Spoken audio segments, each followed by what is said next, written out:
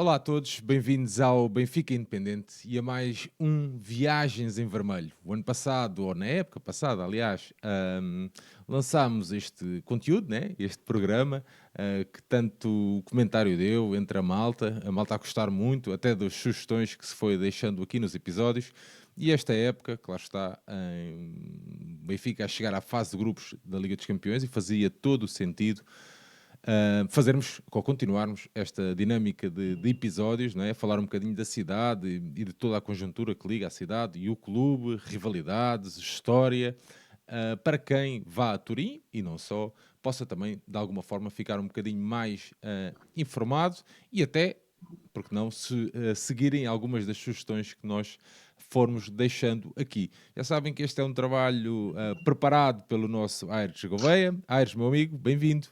Olá, olá, e espero que, pronto, e finalmente chegamos à fase de grupos da Champions League, portanto, tínhamos prometido que iríamos continuar, não foi possível fazer isso com o Midtjylland, nem com o jogo posterior, mas aqui estamos, portanto, e não é só um trabalho do Aires, porque o Sérgio também terá imensas dicas também para dar, até porque é uma cidade que diz muito, não é, Sérgio? É, opá, Portanto, uma cidade que eu até acho que foi nós até estivemos em direto aqui no Benfica Independente quando foi o sorteio e até disse que um dos sítios, um dos clubes que eu gostava de apanhar era a Juventus, porque não pelo clube em si, pela cidade, sim, pelo historial que liga à cidade e outro grande clube, aliás, o maior clube da cidade, liga ao Benfica.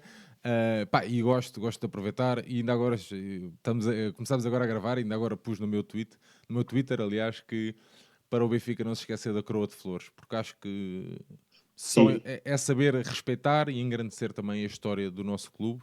Eu tive em Turim, tanto na meia-final como na final, não é? Na meia-final com a Juventus e depois na meia-final, na final, aliás, pronto, com Isto o é em Sevilha. 2014. Em Yeah. 2014, sim. Com o Sevilha, aliás, em vários, principalmente no Brinco, já falei um bocadinho sobre isso. Foi uma época muito desgastante para mim, em 2013, 2014. Uhum. Mas pronto, sobre a cidade, acho que vale bem a pena. Espero que quem vá até Turim apoiar o clube Uhum. possa usufruir da cidade e do Sim. carinho e do amor com que a cidade abraçou o Benfica. E isso é muito importante. Eu queria mesmo deixar aqui, ao longo da conversa, vou falar disso N vezes. E acho que foi das experiências mais gratificantes enquanto benfiquista que eu tive. Foi a meia-final. A meia-final batia ali com a. Nós já Com o vamos dia desenvolver 4 de maio, com o perto dia do dia 4 de 4 de maio, maio. Sim, sim. exatamente, e calhou no dia da romaria deles até à Basílica, que nós também já vamos Uhum. falar, à Basílica de Superga. Sim, E pá, sim. e não foi nada combinado, nós temos alguns contactos, não é? Em Turim, mas não tinha sido nada combinado. Estava alguma gente que sabia que nós íamos, claro, Claro. mas Sim, estava sim. muita gente mesmo. Mas a Basílica, a zona envolvente, que é uma zona muito bonita, tem uma vista sobre a cidade incrível. Uhum. Tenho uma grande foto com a Silvana lá, com a cidade em fundo, e ali a zona envolvente estava cheio de adeptos do Turino, que foi das experiências mais gratificantes, as pessoas a quererem tirar fotos connosco, a agradecer-nos, pá, como se fosse uma coisa de outro mundo nós irmos lá, não é? Prestar Porque homenagem. Sim, prestar sim. uma pequenina homenagem, porque nós quando marcámos a viagem para a meia-final, e isto, se bem te lembras, Aires, foi tudo assim, Uhum. umas coisas atrás das outras, Sim, foi, foi. aquele ano foi tudo muito complicado, Sim, foi e 2 semanas seguintes. Sim.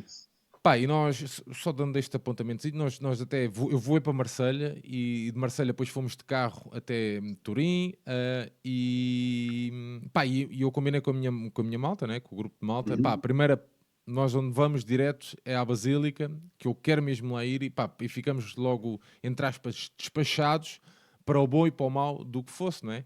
E entretanto, Uhum. quando chegámos lá, é verdade, é que aquilo demorou horas e horas ali, malta a tirar fotos, pá, a perguntar para onde é que nós íamos, e isto, pronto, mais uma vez na meia final, para onde é que nós íamos, nós tínhamos combinado até ir para um dos bares que eu depois vou deixar aqui como sugestão, Uhum. e foi uma cena incrível, é das experiências mais gratificantes, é pessoas pá, com idades muito superiores às nossas, pessoas de 70 anos a abraçarem-me. Tenho uma foto de uma pessoa tipo, a fazer aquele gesto de tipo, não é de vénia, mas estás a ver Sim, aquele teu nome, estás a ver? uma Abaixar gratidão, sim. uma Sim, uma gratidão, pá. reverência, um injeto de reverência, vá, Pá, e digamos eu assim. fiquei até, digo assim, porra, fogo, pá, o que é que se passa aqui? Hum. E pá, e pronto, e depois acho que a final, toda a malta que viveu a final em Turim percebe Sim, perfeitamente foi isto um dia. que eu estou a dizer.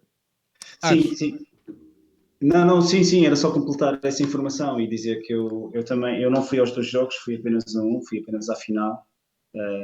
Tive alguma da minha malta que fez os dois jogos também e, e alguma dessa malta também, também depois também foi a Superga, por acaso, após a primeira meia final, porque era muito perto, lá está, e tu aí deste muito bem a dica, era muito perto do dia 4 de maio.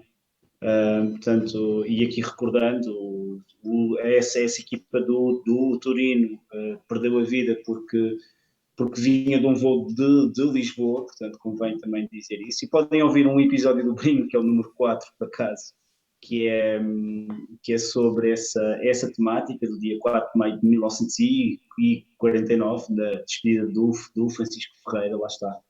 E, mas sim, mas eu estive em Turim e eu concordo contigo. Acho que é uma cidade que não é muito. Acho que é considerada, acho que é a 10ª cidade em Itália que tem mais turistas, atenção. E Itália, dos países, se não é o país no mundo que mais turistas recebe, estará no top 3. E é uma das cidades que muitas vezes é posta de parte, porque muitas vezes as pessoas ficam naquele triângulo Roma, Florença, Veneza, e é uma cidade que eu creio que até vale bem a pena, até mais do que, até, até uma. do que Milão, até, porque é que Yeah. está mesmo ali ao lado, não é? Eu, por acaso, E até uma cidade histórica que até acabou, sim, sim, sim, chegou a ser até a capital de Itália, isso mesmo, lá, isso mesmo. A lá, primeira lá, capital, lá bem sim. atrás. E a malta, e estás a dizer, e faz todo sentido que a malta, quando pensa em Itália, Florença, Roma, Nunca pensa muito em Turim, sim, sim, não. Milão. Milão, sim, Pá, mas mas Os não. Juventus, parvoíce. Turim surpreendeu-me pela positiva, até nesse aspecto, estás a Sim, ver? sim, sim. Sim, é uma cidade que tem uma aura um pouco especial e um pouco diferente até de algumas cidades italianas, porque tem muito aquela cultura alpina, muito aquela cultura do Piemonte, que é onde a cidade se situa, e tem uma cultura muito de cafés, tem imensos cafés, que merecem ser aproveitados. É tida tipo como a capital do vermute, por exemplo, ou da forma moderna de vermute, porque é uma bebida até milenar até. Portanto, tem imensa coisa, é sede de empresas gigantes, tipo como a Lavanza, que é um café que toda a gente toma, ou como a mais conhecida Fiat, que está intrinsecamente ligada, portanto, às Juventus, não é? Sabes que, E, vou só contar esta das pequenas peripécias que eu nunca contei em nenhum episódio. Nós fomos, aliás, eu estava a dizer que tive duas vezes, eu estava-me a esquecer então da mais épica, que foi a minha despedida de solteiro, foi feita em Turim. Pois, tu foste lá, é verdade, era Agora, isso. pá, a conversa vai dizer, pronto, é velhice. E entretanto, nós fomos uma carrinha de 9 eh, e a carrinha era que marca? Era Fiat. Fiat, claro, claro, sim. Ei, quando nós chegamos ao bar, eles estavam à nossa espera. Claro, levaram bomba, levaram com, Era com aquele véspera, talho. era véspera de derby, né? Nós fomos, Sim, sim, a minha despedida de solteiro foi propositadamente para ver o derby. o derby. E O derby da La Mole. quando chegamos lá, eles, epá, então vocês chegam aqui com uma carrinha Fiat. Pá, e nós nem nos tínhamos, estás a ver? Nós nem, pá, nem Dado. tínhamos. Pois é. Que é- mas o Ar já vai falar disso, que é da ligação também desta grande empresa de Sim, automóveis, sim, né? sim, Também sim, ao outro clube de Turim, sim. que não o principal. É bem, eu vou O sempre bater isto, Torino, mas eu não é? não quero que algum benfiquista que esteja a ver isto ou que tenha simpatia pelas Juventus, epá, não, isto é uma forma. Bom, a bem da verdade, é a verdade, né? Mas também Não, não. quem visita Turim, e esse até pode ser o primeiro dado que eu posso dar aqui. Dentro da cidade de Turim há mais adeptos do Torino, propriamente dita, do que das Juventus. Yeah. Isso, pelo menos em 2014, quando eu visitei, pensei que era um dado que não fosse muito certo, mas em Pensavas que fosse o todo mito? o sítio. Sim, sim, que fosse algo que fosse dito, sei lá, porque muitas vezes é 50-50, por exemplo, em Manchester há muito essa teoria do City ser mais dentro dos limites da cidade e o United ser à volta, e historicamente até tem alguma razão, mas eu nas 2 vezes que eu estive em Manchester apanhei Sim, ela por ela, não claro. não Não foi senti assim, isso não também. senti assim uma grande, uma grande divisão nesse aspecto. Mas em Turim senti, por acaso, e senti que quase todos os sítios que eu entrava era tudo malta do Torino. Também havia muito aquela questão de eu fui na final e nós há 2 semanas tínhamos eliminado o maior rival. Portanto, ao verem as cores do Benfica, também Yeah. Ma- abordavam-nos e era m- muito mais fácil Mas fazer eu essa acho que é, ligação. eu acho que a ligação, pá, é tipo a ligação deles ao River, estás a ver? Acho que é uma coisa que é, Sim, sim, sim. pá, que é histórica. E nós, e é bem da verdade, e bom, o Benfica até mudou depois de lá para cá, até mudou bastante, mas a bem da verdade, era uma relação um pouco esquecida. E isto, pá, Era. tem que O ser River, o dito. River, por exemplo, o River, por exemplo, ajudou monetariamente o Torino após o desastre e em honra o Torino costuma Yeah. usar o terceiro equipamento ou o quarto. Yeah. Isso também varia ao longo da época, mas com aquele slash, aquela faixa Faixa, yeah. vertical, yeah, em honra, portanto, e o Torino usa isso em honra ao River. Portanto, é muito engraçado essa homenagem que aí é feita. E tu tens razão, porque durante imensos anos esta ligação entre o Benfica e o Torino teve muito esquecida mesmo. Yeah. E fiquei contente há uns anos atrás, portanto, também ajudou muito a ver um documentário que foi também lançado, ajudou muito também, e eu creio que na sequência disso, eu não sei se foi antes ou depois, o próprio Torino veio aqui jogar para a Eusébio Cup, Foi depois, foi depois. foi depois já disso, Até, portanto, fizeram ali uma homenagem no Jamor. pois, é isso mesmo, Está lá sim, sim, uma pequena uma homenagem no Jamor. pequena placa, Uma sim, pequena placa. Mas, Ares, temos tempo para falar aí dessas coisas sim, todas, até porque eu estava-me até a esquecer, pá, que devia ter contextualizado um bocadinho esta antes da meia-final, ao jogo na Luz e sim, o que é que se passou e o que é que não se sim, passou. sim, Mas falamos de Juventus, isso mesmo, sim, um histórico clube italiano. sim, sim. Apesar de não ser o maior clube em Turim, é o maior clube em Itália. E isso aí, Acreditas nisso, Sérgio? acredito, porque, aliás, as Juventus em termos italianos é um clube muito, Bom, acaba por ser o clube mais bem sucedido, né? é o clube mais bem sucedido e é o clube que tem mais apoio fora das cidades. E eu creio que até arrisco dizer isto, que é fora de tirando Florença e tirando Roma e talvez Nápoles, tu irás encontrar muitos adeptos das Juventus em qualquer cidade, em qualquer grande cidade italiana. E isso é uma antítese em Itália, porque normalmente há muito aquela. E isto até tem uma razão histórica. Eles têm muito aquela política do support your local team, que eles Yeah. chamam tipo campanilismo, e Campani vem da pequena torre, o pequeno sino da igreja, pronto. E, e a Juventus é tida tipo como uma antítese disso, o oposto disso. E há muitas razões históricas para isso, e talvez quando falarmos um pouco da cidade eu irei um pouco lá, mas estamos a falar, e centrando-me aqui no clube, estamos a falar de um clube que tem neste momento 36 séries A, ou seja, títulos da primeira divisão, ganhou Scudetos, também né? isso mesmo, também ganhou um Scudetto na Série B, ou um título na Série B, portanto, ainda em 2006, na sequência da descida administrativa que tiveram. Tem também 14 taças de Itália, tem igualmente nove super taças italianas. Em termos europeus, eles têm 2 taças dos clubes campeões europeus e uma Champions, portanto, eles ganharam uma em 85 no céu desastre de Heysel e ganham em 96, aí sim já contra o Ajax, já em era de Champions, não é? Tem igualmente uma taça das taças, tem 2 UEFAs, tem uma Intertoto e tem 2 super taças europeias e 2 intercontinentais. Tipo, estamos a falar de um clube que, à exceção da Liga Conferência que começou agora, tem, Tem todos to, os tem todos títulos. os títulos possíveis. E isso é uma. Aliás, a Juventus tem vários recordes que são muito interessantes. Em especial no período entre 76 e 86. quando o Giovanni Trapattoni, que foi também nosso treinador, esteve lá, o Trapattoni ganhou os 3 títulos europeus e ganhou todos os títulos possíveis na Juventus, num período em que a Juventus tipo, dominou completamente o futebol italiano. Poderemos estar a falar de um clube que, à exceção da década de 10 e à exceção agora desta década, agora que começou, tem títulos em todas as décadas da sua existência. Portanto, é um Marcos, clube deixa-me só abrir aí um parênteses para te perguntar o seguinte, como é que se explica aqui, porque eu li alguns que o equipamento era inspirado no Notts County. Isso mesmo, sim. E daí se calhar também se explica muito da amizade do Nottingham por outro clube de Turim. Mas pronto, do Notts County. Mas como é que se explica aqui onde é que eles... Notts County, porquê? Porque é uma equipa inglesa... Porquê é que isso aconteceu? Sim. Tens alguma ideia? Ok, sim, tenho.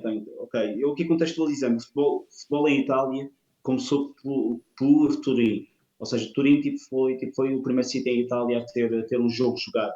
E estamos a falar em 1887. E a razão é muito simples. Turim era realmente nessa época o centro industrializado, em que requeria imensa maquinaria, e essa maquinaria normalmente vinha do Reino Unido, que vinham com os seus técnicos especializados e que, obviamente, também traziam a paixão pelo jogo.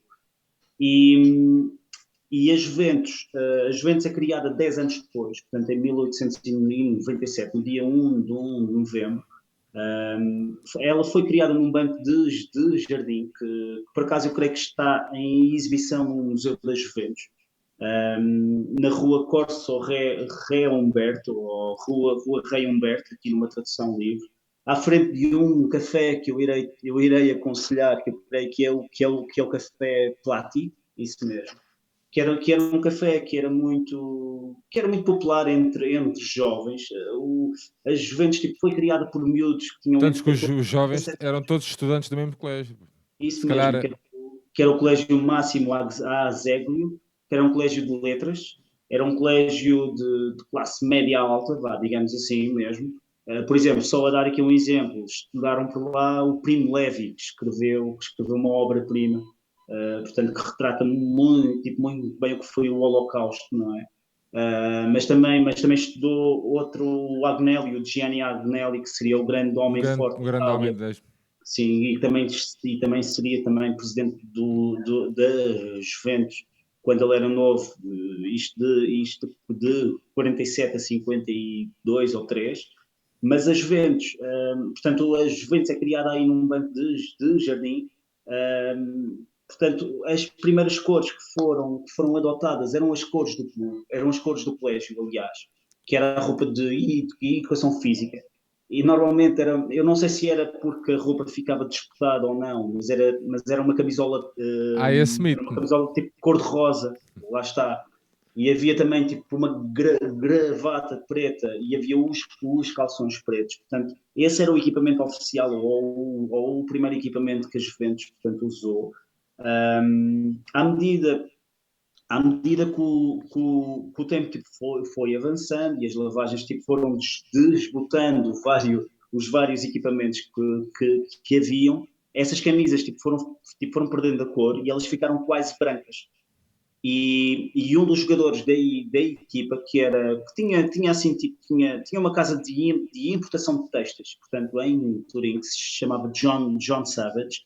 Ele tinha contactos em Nottingham e para além de ser adepto do Notts County, portanto, ele tinha esses contactos em Nottingham e então reuniu com a direção do clube e então fizeram um pedido de novas camisas e foi uma camisa como exemplar para haver algum tipo de relação. Isto estamos a falar, obviamente, no início do século XX, não havia imagens a preto e branco, não havia imagens a cores, portanto era muito fácil haver algum tipo de confusão. A minha teoria é que eu acho que as cores oficiais, e eu li isto em vários sítios, e nós aqui já falamos disso em vários episódios, creio que do brinco, sobre a relação em que a cor vermelha tem em Nottingham. E Nottingham, portanto, e isto aqui, portanto, a própria reunificação italiana em Nottingham foi muito vivida. Portanto, o Garibaldi era uma Baldi. espécie de superstar que visitou Inglaterra na década de 60 do século XIX, e até é muito engraçado ler tipo sobre isso, porque o próprio Karl Marx achava que ele era um impostor. Portanto, era uma coisa assim muito. Ou seja, nem era bem vista à esquerda, portanto, era muito engraçado isso. Um vendedor de sonhos. É isso mesmo, mais ou menos, mas havia muito essa relação. Ele visita em Inglaterra, ele não pode ir a Nottingham, onde ele tinha grande implantação e grande apoio mesmo, porque a Rainha Vitória receava que houvesse algum tipo de motim, mas essa ligação ao o Nottingham Forest adquire a cor vermelha em homenagem ao Garibaldi. Garibaldi, que foi o herói da reunificação italiana, que nasceu, aliás, em Nice, e se ouvirem a equipa do João, poderão perceber o porquê também, que é um outro segmento. Mas eu creio que a Juventus queria mesmo essas camisas, queria essa camisa vermelha, portanto, do Garibaldi, e tinha feito esse pedido ao Nottingham Forest. Lá está. Só que em Nottingham, ao verem aquelas camisas quase brancas, pensaram que era do Notts County. E então o Notts County, na altura, tipo, tinha alterado o seu equipamento. E eu creio que eles usavam umas listas horizontais, tipo como o Sporting usa, os hoops, não é? E passaram a usar, portanto, as listas Verticais. verticais, tipo como o Porto usa, mas em preto e branco. E vai daí, enviaram então não sei quantos equipamentos, tipo para a Juventus, ou para Turim, que quando chegaram os jogadores ficaram algo desapontados também, e isso é relatado e eu vi isso em vários sítios, mas depois perceberam que acho que ganham um campeonato em 1906, acharam que aquilo lhe dava sorte e pronto, e a partir daí ficaram No, então 1900, com 1906, essa. 1906 que marca ali também uma. Como é que se diz? Uma cisão, não é? Existe ali uma cisão Sim, sim, sim, em que sim, isso. quando alguns elementos da equipa quiseram sair, Uhum. inclusive o O presidente, o presidente, presidente da isso altura, mesmo, o Alfred Dick, isso mesmo, que era, que acabou que era por. um, que era um suíço, pronto, e isso também convém também indicar isto. A própria presença suíça no desenvolvimento do futebol ali naquela zona, e em especial em Itália, portanto, mesmo, nós temos o caso do Barcelona, o Hans Gamper, que depois era Juan Gamper, eles não conseguiam dizer o Hans, os espanhóis, portanto, também demonstra muito isso, mas só para teres uma noção, o Alfred Dick e mais 15 outros jogadores ou sócios da Juventus que eram suíços saem da Juventus e vão formar, portanto, o Torino, e vão formar com outras pessoas que já tinham formado em outros clubes anteriores. É preciso dizer que a Juventus, quando foi formada, ela foi formada por putos, pronto, por miúdos, não é? Daí também o nome advém, portanto, Juventus é juventude em latim, não é? Apesar de tinha lido alguns que na gíria, como é que se diz? Não é um calão, não é calão, mas bom, no italiano que não existe o J, estás a ver? Hum, mas que Podes dizer calão, podes dizer gíria podes também. gíria, né? Pronto. E que mas que Sim, sim, sim, na sim, gíria sim. dali da zona que existe o J, percebes? Uhum. Não sei se era bem por aí. Sim. Não, mas é possível também, pronto, isso também, lá está, quando estamos a falar de história feita há 120 anos atrás, não é? Em que não há muitos registros, pode haver também muitos mitos também, e eu Sim. próprio também, tipo, tudo o que eu estou aqui a dizer também pode ser um pouco, ou pode ter sido um pouco floreado por quem escreveu ou onde eu li estas questões, mas apenas referir que essa cisão da Juventus com o Torino deve-se ao facto de muita gente na Juventus querer sair do centro da cidade. Ou seja, eles jogavam mesmo no centro da cidade e não queriam, portanto, e uma parte do clube não queria jogar aí.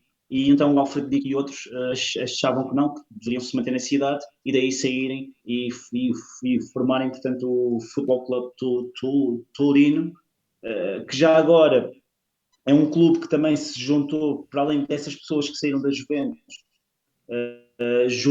juntaram-se a pessoas que vinham de um outro clube que era o FC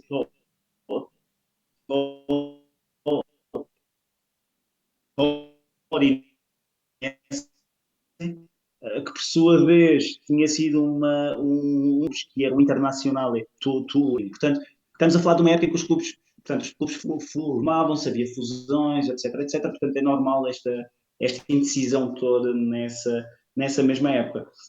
O que importa reter aqui é que o clube não teve um sucesso imediato. O clube estaria, portanto, durante uma década e meia sem grande. Aliás, há aqui registros que em 1904 existe alguém que injeta dinheiro. O clube até ganha um campeonato, mas o clube só ganhará o seu segundo campeonato só mesmo em 2020, em 1925 e aí já está alçada da família Agnelli. Que eu não sei se queres falar agora dos Agnelis, Sérgio. Podemos ir por aí, sim, acho. Sim, sim. Portanto, os Agnelis era uma típica família empreendedora, portanto, piemontesa. É preciso referir que eles tinham a base não em Turim, mas numa vila a 40 quilómetros, que se chama Vila Perosa, e eu estou a falar disto porquê? Porque ainda hoje a Juventus, o primeiro jogo da época, e isso é uma tradição que a Juventus tem, é sempre entre a equipa de primavera deles, ou seja, a equipa de júniores deles, e a equipa A.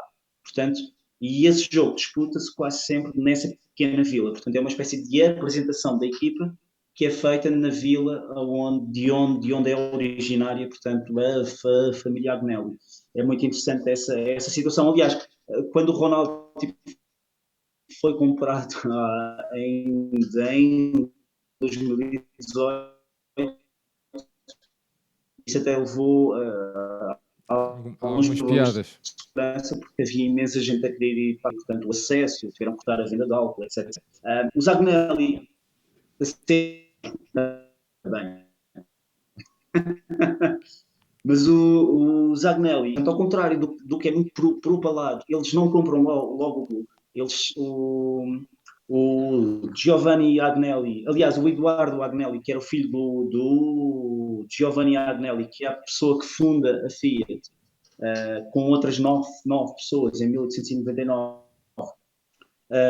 Portanto, ele é eleito, portanto, eu creio que ainda nessa fase o clube ainda era um clube de sócios, parece-me a mim, mas o clube, passados os anos, eles compram mesmo o clube e tornam-se mesmo detentores do próprio clube, do clube até 1900, durante mais 2 anos, mas estará sempre na sombra. E vai morrer num acidente de avião, portanto, em 1935.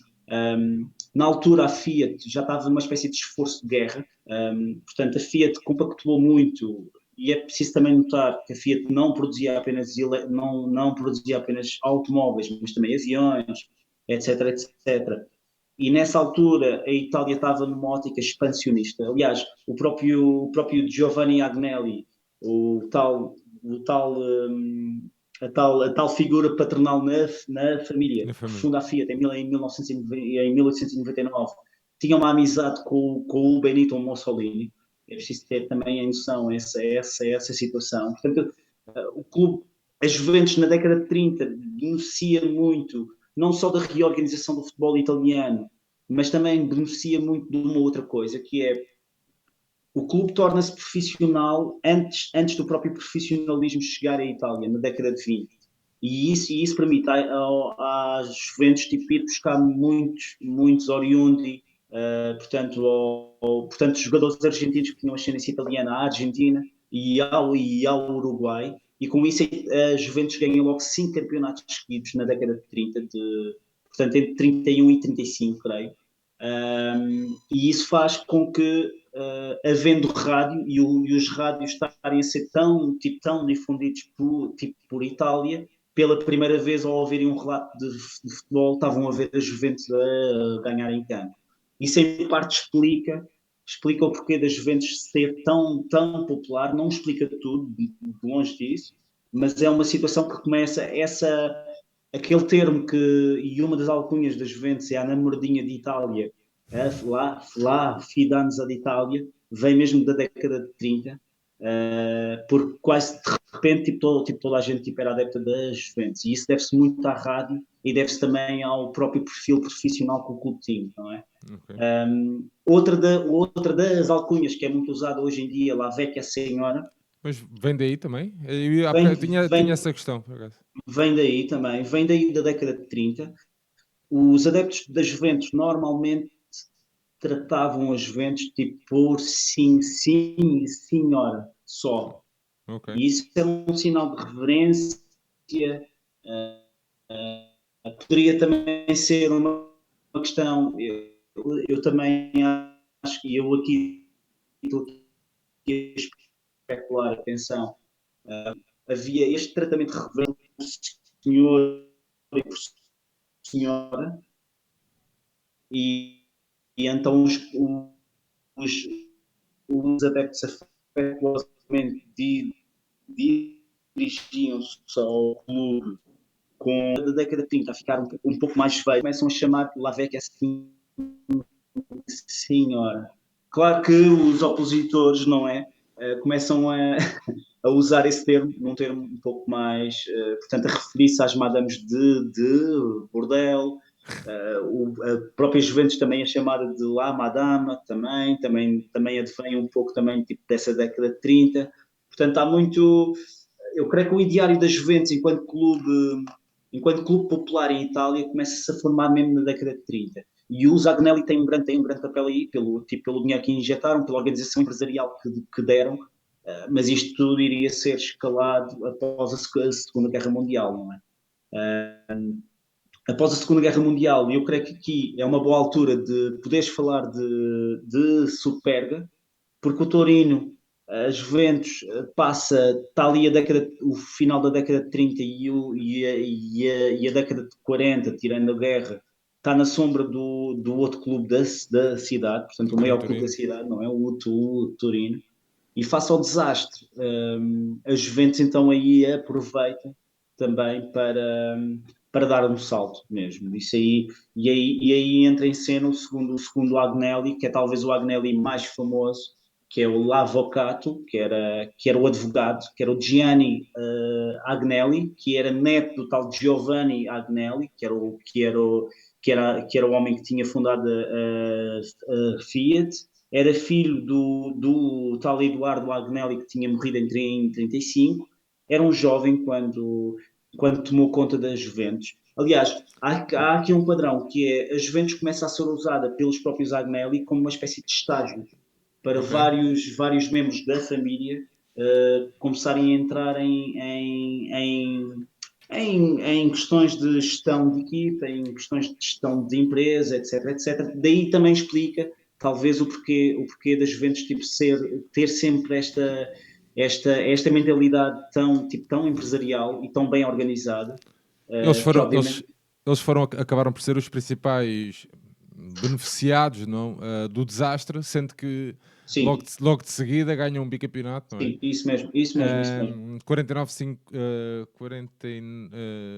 49, 50, 50 e Eu aqui 51. não tenho o nome Não, de não. quem é Mas pronto, logo a seguir ganham mas ganham. Eles no início da década de dois 50, campeonatos. isso mesmo, isso está correto.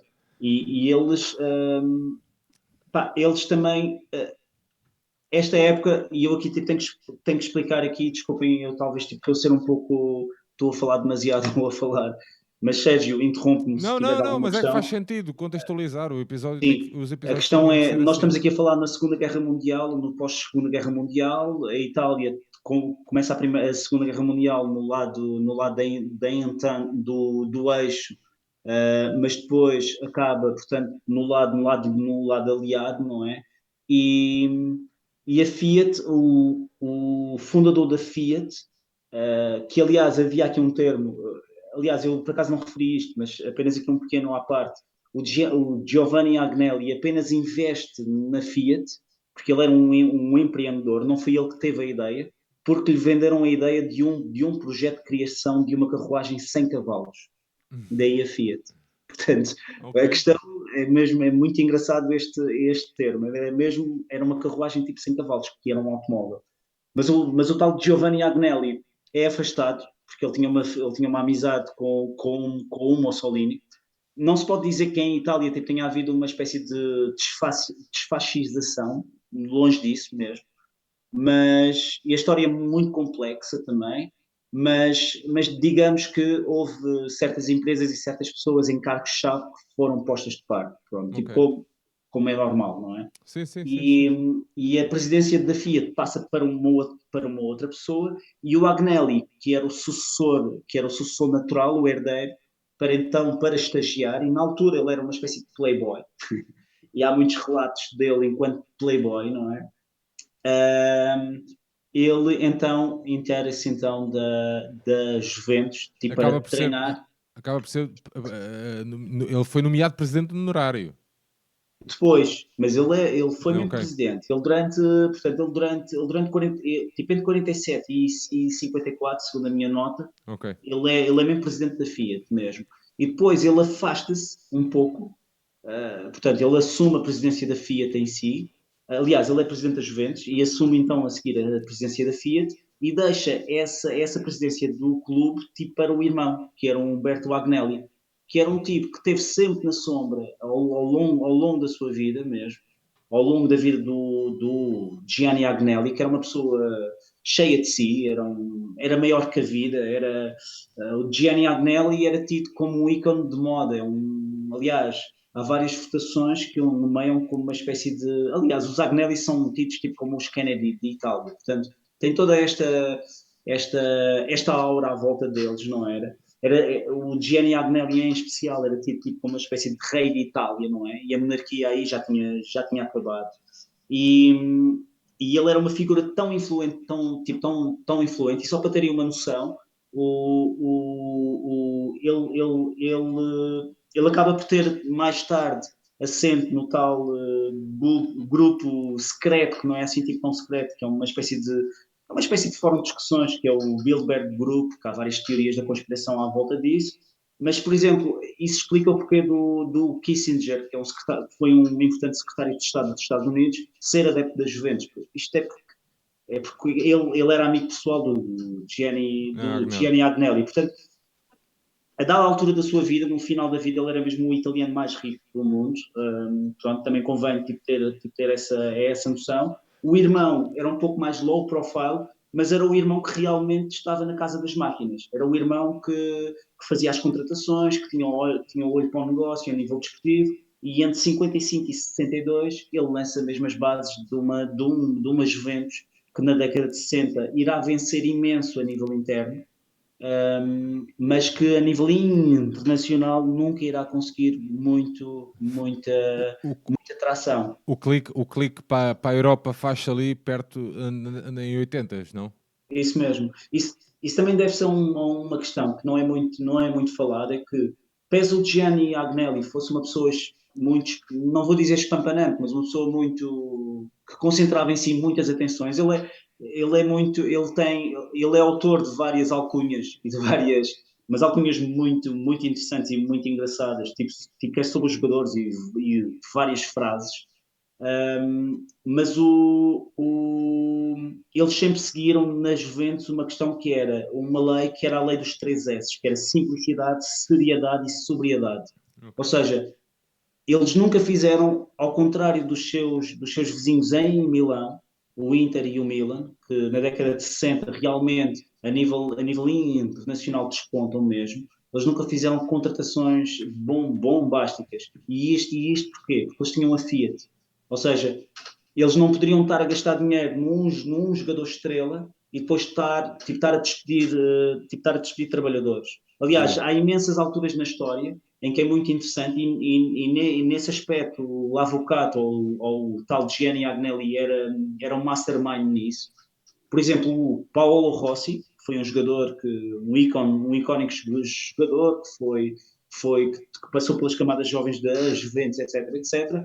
Foi dispensado para o Vicenza, porque na década de 70, com a crise do petróleo, a Juventus não podia dar só o luxo de pagar o ordenado que ele queria, mesmo. E isso foi um sinal que a própria cúpula da Juventus deu aos trabalhadores da Fiat.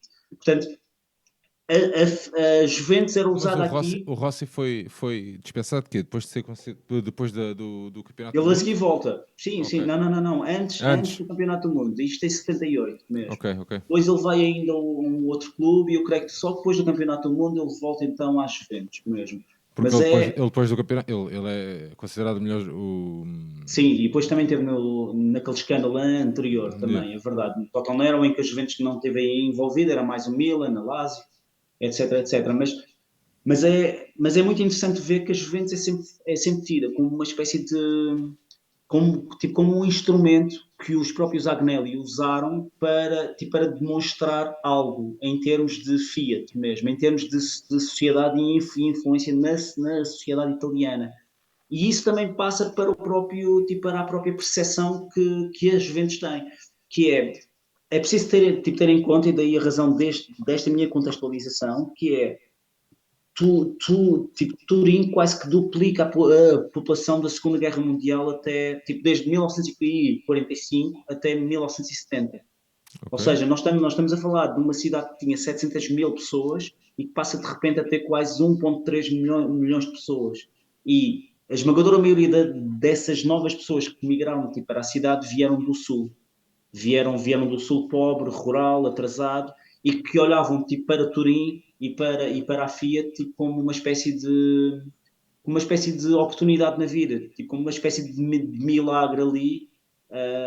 E então era natural eles irem para Turim, se matar a trabalhar, não é? E depois nos casamentos, nas celebrações, nas férias, quando vinham de férias, eles traziam consigo não só aqueles símbolos de riqueza para dizerem que estavam bem na vida, mas também traziam o seu amor pela Juventus.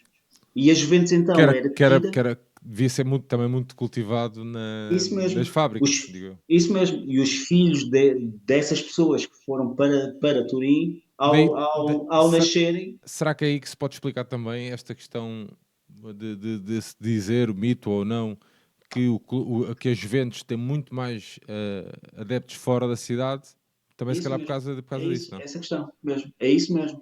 E isso aí ajuda a explicar que era aquelas massas que vinham do nada, que não tinham nenhuma ligação entre si, de repente tinham algo ali Ok. que as ligava entre si, que era aquela questão de quererem se ingrar na vida e tinham as Juventus. E as Juventus era um caso de sucesso. As Juventus ganhando, para eles era mesmo, e estávamos naquela altura a viver um período de milagre italiano. Ou seja, a Itália cresce imenso na década de 50, 60. A própria Fiat quase que contribui quase com 20% do PIB nessa altura, que é uma coisa extraordinária Yeah. mesmo. Portanto, a influência que a Fiat tinha na sociedade italiana era imensa e as Juventus eram um instrumento nas mãos da Fiat. E isso explica, portanto, essa adesão e explica também o porquê das Juventus ter tanta gente fora de Turim, em De especial Turim. no Sul mesmo. E é mesmo essa questão. Acho, Um, a época de ouro, até para não estendermos muito aqui a sim, sim, história sim, sim, da sim, sim, Juventus, a sim, época sim, de ouro é ali a partir de 80, não é? sim, Ali sim, os sim. grandes anos da Juventus, né? Isso Principalmente, mesmo, fora, isso mesmo. principalmente fora de portas. Sim, Também com a chegada de grandes nomes, o Platini, ainda há bocado falaste isso do mesmo, Rossi também, que já isso tinha mesmo. estado, depois voltou. O Ah, Boniek o também, pá, Boniek. o Boniek. Pá, deixa-me só ligar a luz, desculpem, porque eu acho que isto está a ficar imensamente Não escuro. tem problema. Isto aqui vale tudo, Aires. Devias saber. Ok, boa. Sim, sim. Mas, sim, sim, sim. E isso também tem a ver com uma outra pequena regra que também aconteceu, que alterou-se, que foi, portanto, em 1966, eu estou a falar agora de cabeça, A Itália colocada fora do Mundial de 66, frente a uma seleção da Coreia do Norte, o que foi um escândalo na época, atenção. E a Squadra Azul é posta fora, os norte-coreanos conseguem ganhar, tipo, conseguem eliminar, portanto, a Itália no grupo, portanto, em Millsborough. Isso até motiva, até ajudou-nos a nós, enquanto Benfica, a reter um pouco mais o Eusébio, porque o Eusébio já Ok, estava alinhavado para ir para o Inter de Milão, mas o que ok. ocorre é que a Federação Italiana então restringe mesmo a entrada de jogadores estrangeiros na Liga Italiana. E essa restrição irá estar até o início da década de 80, mesmo. Ok. Por isso é que, Que e é isso quando, explica-me, que é quando é vem o quando, Platini. isso mesmo, é quando aparece as primeiras três contratações que a Juventus faz, é o Liam Brady, é o Boniek, que era um jogador que o Gianni Agnelli dizia que apenas jogava à noite, isto era, que era nos grandes jogos europeus, durante a tarde, pronto, não era, arrastava-se em campo e tal, era um pouco preguiçoso e tal, e depois tinhas tipo claramente o Platini. Portanto, essa situação explica muito, e nessa década de 70, 80, e aqui é preciso referir este nome, eu aqui já referi, mas vou falar outra vez, Giovanni Não é Trapattoni, Trapattoni. que foi nosso treinador, etc., mas ele, apesar de ser um one-man club do AC Milan, ele tem dois campeonatos e duas taças dos clubes campeões europeus, tipo pelo Milan mesmo. E ele está durante 16 ou 17 anos, ou 15 ou 16 anos, no Milan enquanto jogador, e depois treina a equipa de primavera do Milan, é também treinador da equipa principal, mas o Giampiero Boniperti, que era um antigo jogador da Juventus, que era até o Del Piero aparecer, o jogador com mais presenças e mais golos na equipa da Juventus, que depois torna-se um diretor executivo, portanto, e torna-se um diretor executivo durante esta década de 70, 80. Ele vai buscar o Trapattoni e o Trapattoni então ganha imensos títulos.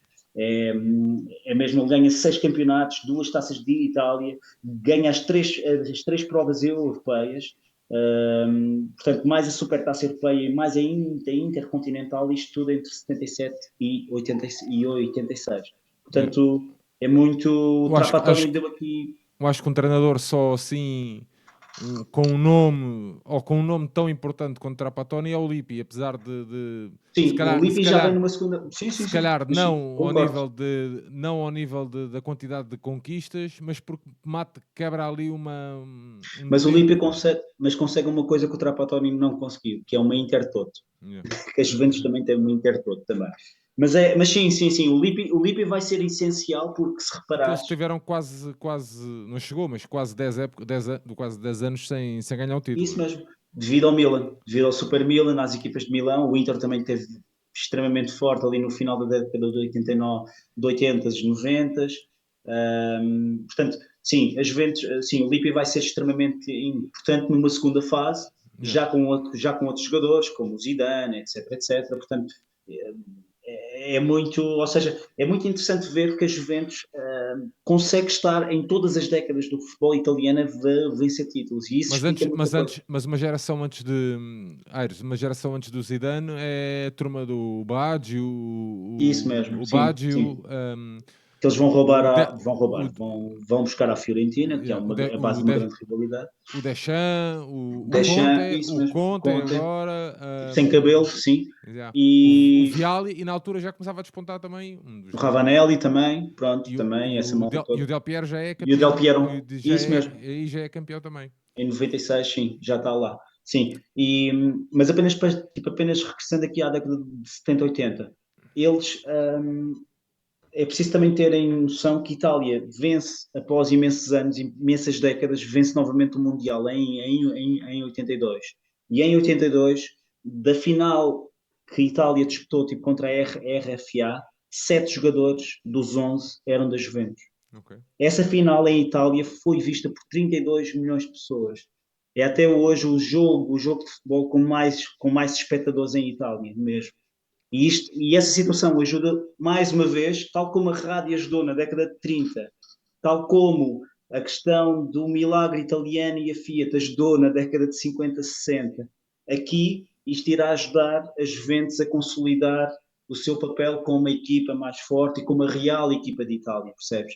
E é essa situação que leva também a que haja muitos clubes italianos que têm uma raiva, portanto, e testam as Juventus precisamente devido a esta questão, porque a base de apoio da Juventus é extremamente disseminada por todo o país mesmo. Estima-se que hoje em dia, e isto são estudos recentes, de há uns anos atrás, só em Itália eles têm entre 12 a 14 milhões de adeptos, o Ok. que para uma população de 60 milhões é imenso, percebes? E estamos a falar de uma Itália que não é como Portugal, em que tens dois, três clubes grandes. Há imensos clubes que têm uma grande massa adepta, o próprio Inter tem um grande following na parte norte em específico, portanto ali na Lombardia, o AC Milan devido àquele elan, àquelas luzes europeias, não é? Portanto também tem uma grande tração, os clubes romanos também têm muita tração em Roma e naquela região ali da Lásia, não é? Yeah. Nápoles no sul, nem sequer vou falar do tipo de apoio que eles aí têm, mas isso ajuda muito a explicar essa situação. E se repararmos, ao contrário de outros clubes que passam décadas em Itália que estão apagados, a Juventus esteve sempre ativa em todas as décadas mesmo. Ares, sobre o clube em si, ainda temos que falar aqui, dar um apontamentozinho sobre o escândalo, não é? Sim, sim, Em que a sim. Juventus se viu, que se viu envolvida, não é? Que a questão da manipulação de resultados na Série A e que depois viria a fazer com que a Juventus descesse então à Série B, conquistando o Sim, título, conforme tu sério. no início referiste. Ares, para fecharmos aqui o tema das Juventus, Sim, algumas sim. notas finais. Sim, sim. A Juventus, o futebol italiano ciclicamente é atacado por escândalos, pronto. E ao contrário de cá, existe mesmo ação, não é? E existem consequências. E então, pá, a Juventus sempre conseguiu estar um pouco à parte dessas questões, até por uma política de muita seriedade que a Juventus tipo, sempre teve, não é? Ou pelo menos nunca teve uma postura muito espampanante. Isso é algo por exemplo, tipo, contratações tipo como o Ronaldo, não eram contratações típicas das Juventus, na altura, percebes? Ou seja, eles não eram um clube capaz de dar muito, tipo, muito dinheiro, tipo, por uma mega estrela mundial. Tipo, talvez hoje em dia isso esteja a mudar, ou mais recentemente poderemos ir atrás, tipo, talvez jogadores italianos, mas mesmo assim não era com esta decalagem. E isso talvez ajudava a não atrair muitas atenções também. Em segundo lugar, o Moggi, temos que falar no Luciano Moggi, que foi o presidente da Juventus, portanto, nas últimas, ou pelo menos era no final da década de 90, início de 2000, pronto, e como consequência houve então essa retirada, portanto, em 2006, rebenta mais um escândalo. Portanto, a Juventus, a Lazio, Milan, a Fiorentina, estão todos ali envoltos num mega escândalo, e à Juventus, devido à ação do Moggi, portanto, são retirados os últimos dois campeonatos que, aliás, os adeptos da Juventus reclamam como deles. Isso é muito interessante. Mas que na realidade e oficialmente não são deles. Aliás, um deles até foi atribuído posteriormente ao Inter. Eu não tenho a certeza tipo, quanto ao segundo. Eu acho que houve um ano em que Uhum. ficou por atribuir. Ficou por atribuir, acho eu. E, e então, portanto, e eles são rebaixados então à Série B e ficam com menos 9 pontos ou menos 11 pontos. Existe uma debandada de alguns jogadores que saem, o Thuram, sei lá, O Abramovic, o acho eu, na Cannavaro, altura. sim, o Cannavaro tipo, também sai. Mas há outros que, surpreendentemente ou não, ficam, sei lá, o próprio Buffon. Buffon, o próprio Del Piero fica, alguém que eu nunca esperava, mas o Trezeguet também ficou. Portanto, imensos jogadores aí ficam nessa equipa, portanto, eles numa época, portanto, conseguem então subir então à série A. Pois há ali uns anos em que eles na primeira época chegam ao terceiro lugar, parece-me, acho eu, pelo que eu me lembro. Também estávamos a viver aqueles anos em que o Mourinho do Inter, ou o Inter do Mourinho, neste caso, estava a dominar em Itália.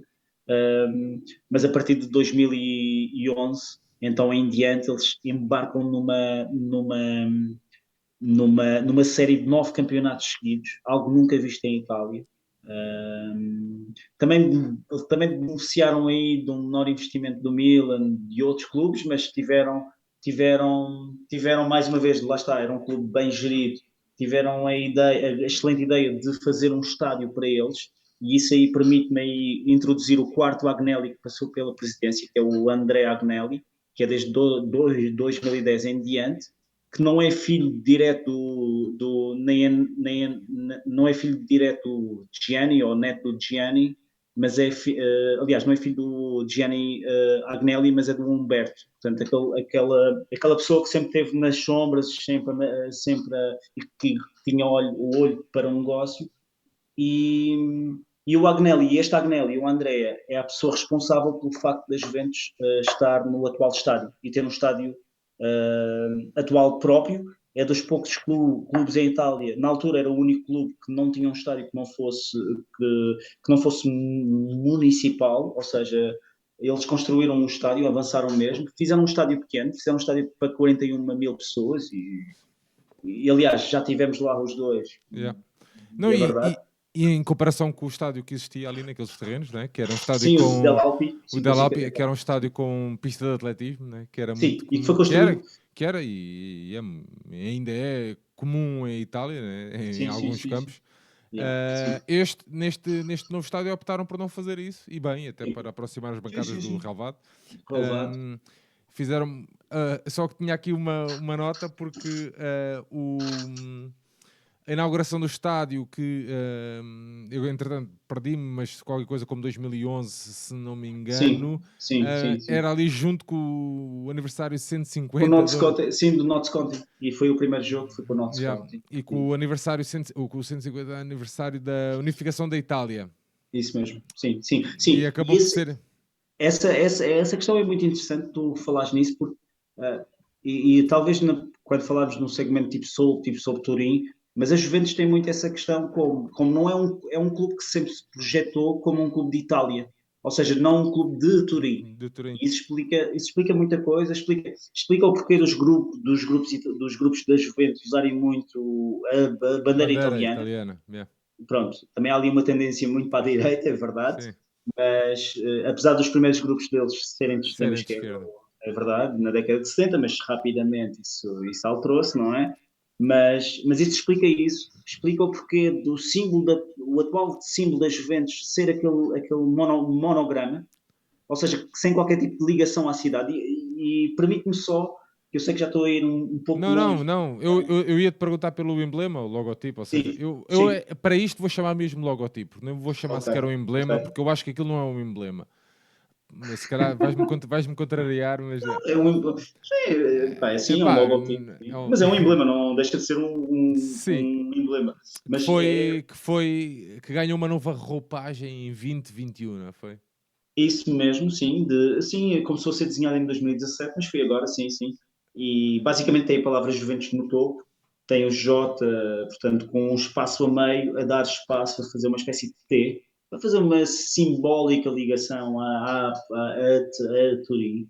Em termos de design, acho que está muito bem conseguido, atenção. Agora, é um pouco.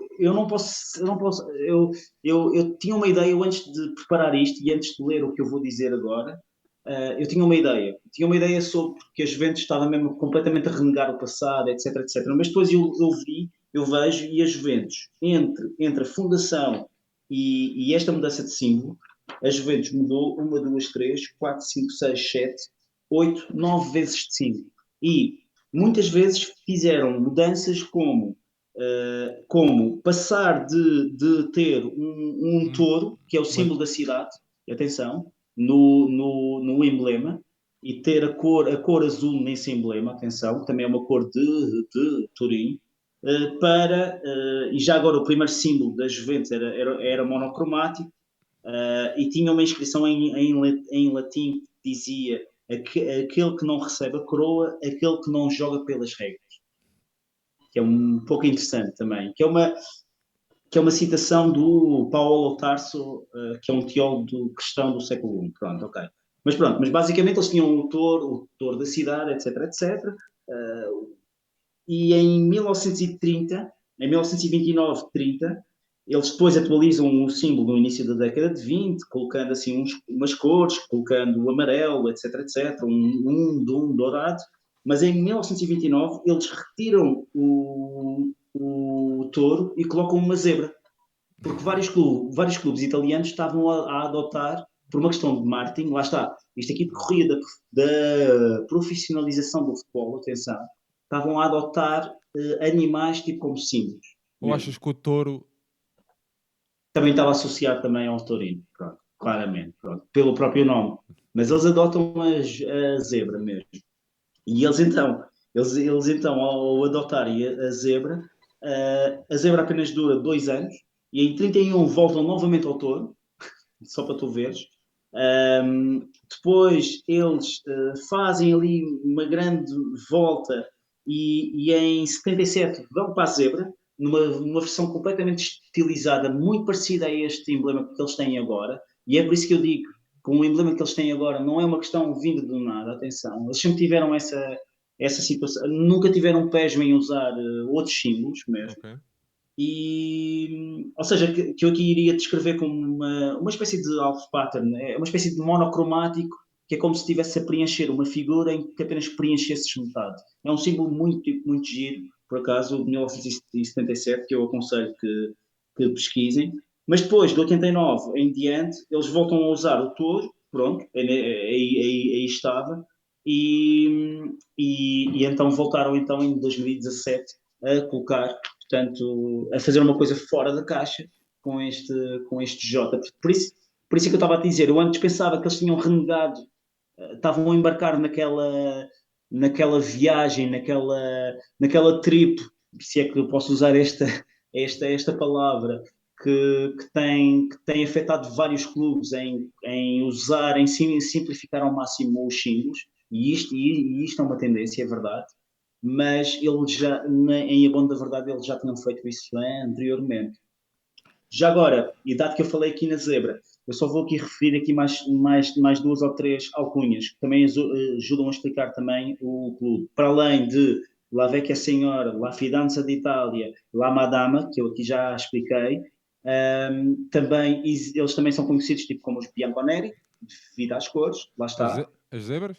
as zebras, les zebras, sim, e eles são também conhecidos por mais dois termos. Um deles é xenófobo, e eu vou dizer isto em italiano, acho que ninguém vai estar aqui a ouvir, que será os terroni, que é um termo menos, que em Itália considerado um pouco xenófobo, que é dito pelos povos do norte em relação a quem vem do sul, e Ok. significa camponeses atrasados, algo assim do género, e isto é devido aos muitos apoiantes no sul serem apoiantes da Juve. E Lagueuba é os Corcundas. E os Corcundas têm uma história muito engraçada, que é os Corcundas em Itália, eu não sabia disto, é um símbolo de sorte. É Ok. uma coisa que é um símbolo de sorte em Itália. E para além da equipa de sorte que a Juventus é sempre considerada, eu ponho aqui, eu estou a fazer umas aspas, se estiverem a ouvir isto, porque muitas situações em que foi mera sorte, talvez tenha havido uma mão ou outra a mais, não é? Eles também diziam que chamavam também os Recundas por os outros adeptos das outras equipas, que era assim que as costas dos trabalhadores do Sul ficavam depois de terem trabalhado Ok. na Fiat. Também, na realidade, o que eu acho que é a razão para esta situação, isto começou a ser chamado nos anos 50, na altura, as Juventus tinham umas camisas, tinham um equipamento que tinha assim um entrelaçado, digamos assim, que normalmente não era colocado o laço. E quando eles corriam, a camisa ia para Ia para trás trás. e fazia uma espécie de Uma corcunda, espécie de portanto, um balão. de um balão. Portanto, daí também essa situação, e isso é especial pelos adeptos das equipas contrárias. Aliás, as Juventus têm rivalidades com imensa gente e eu já vou passar para esse campo. E eu posso começar aqui por essa questão. Deixa-me só dar aqui nota dos equipamentos, Aires. Já agora, antes de passar para as rivalidades, até Sim, sim. porque se este preto e branco listado, não é? Sim. Associamos sempre a esta equipa da Juventus. Uhum. São muitas as vezes que vimos o rosa e já percebemos porquê, a explicação do Ares. Durante alguns anos vimos sempre um E aquela equipamento faixa preta também, e a que faixa era da preta. gravata, que é uma coisa que eu vejo também. Exatamente. E muito azul e muito amarelo, que são as cores então As do cores da brasão, cidade. as Da cores cidade. da cidade. Isso mesmo. Era só esse Não, apontamento. mas tem muito a ver com essa questão. E se reparares, o clube tem deixado um pouco de usar o azul, porque já não. Pronto, a ligação Já, à cidade. sim. Pronto, já é um clube global, já Não, são. mas é engraçado isso porque em comparação, por exemplo, com o Benfica, este ano fizemos Sim, nos três equipamentos, assumimos a ligação à cidade. sim, sim, Aliás, sim. eu estou a usar o terceiro equipamento deste ano. E Uh, muito assu- giro. uh, Assumimos a ligação à cidade e eu puxei isso exatamente por isso, porque a Juventus parece que quer sair das fronteiras. Aliás, eu acho é que, como nunca conseguiu de facto ultrapassar as fronteiras para dentro da cidade, ok? Yeah, sim, sim. Acho que há ali uma estratégia pela sua grandeza e pela conquista de títulos também durante os anos, durante a sua Sim. história, que, ok, nós já não queremos sequer entrar dentro da cidade, Sim, sim, sim, sim. nós Já estão queremos a a se apelar a embarcar um outro. Sim, yeah, a apelar a uma audiência global, vá, global, digamos. exatamente. É um pouco por aí. E é isso que talvez desperta tanto asco, e acho que estou a usar o termo, é um termo forte, mas estou a usar, por exemplo, em cidades tipo como Florença, onde, por exemplo, tu entras lá Não achas e é que é uma, só não, secas não achas que é uma e. coisa histórica, até de nível, até ao ponto, até a questão de capitais, de capitais, aliás, sim, da capital do país, Sim, não é tem um nada a pouco, ver? embora, mais ou menos, eu estou a assumir essa pergunta como, ok, há equipas que são realmente, têm muito following a nível nacional e que são Não, odiadas por muita.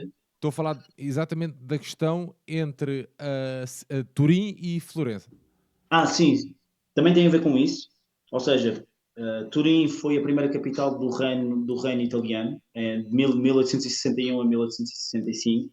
Depois passou para Florença, que Após uma teve grande crise, de. né? Após uma grande Sim, crise, sim. daí eu estar-te Daí também essa rivalidade, sim, também existe. E já agora também o italiano atual que nós conhecemos, e é preciso terem noção que Itália era uma. Aliás, o Cavour e o Garibaldi tem uma frase, eu não sei qual dos dois, tem uma frase muito interessante que é: ok, nós agora reconquistamos Itália, nós agora reunimos Itália, agora temos que criar italianos. Ou seja, as pessoas, as pessoas em cada um dos reinos não se sentiam italianos, atenção, nem sequer falavam a mesma língua.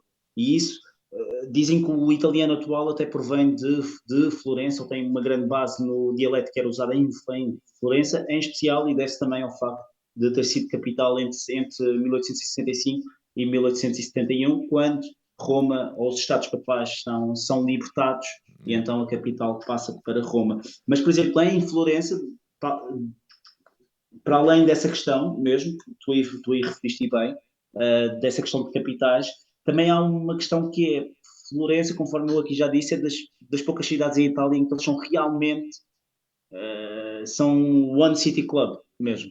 Ok? Não tem outro grande clube, não há uma grande presença de Juve e a Juve é tudo o que eles renegam, ou seja, é o símbolo do anticampanilismo, eu creio que estou a dizer isto bem, enquanto eles prezam muito essa ligação à cidade. Depois também há uma questão também com a final do campeonato em 82, que foi muito polémica. A Fiorentina iria ganhar um outro título depois dos anos 50, nunca mais ganhou, aliás, e, e chegou à última jornada empatada com a Juventus, e a Juventus ganha esse campeonato. de uma maneira que as pessoas em Florença dizem que não foi uma maneira legal ou leal, digamos assim. Há também uma final da Taça UEFA, em que a Juventus ganha novamente a Fiorentina em 1990, e finalmente, talvez isto seja Eu a acho que é o razão, expoente máximo. sim, o expoente máximo, que é a transferência do Baggio. Isso então aí foi. O Baggio, quando foi Está transferido, tá na Netflix, houve não é? cocktails Molotov, houve tanta coisa que foi ali atirado à O, sede da Fiorentina pelos adeptos da Fiorentina, que estavam furiosos com a sua direção. Um, Aliás, ainda hoje, quando um jogador que vem da Juventus vai para Florença jogar, as claques locais fazem uma espécie de ritual anti-corcunda.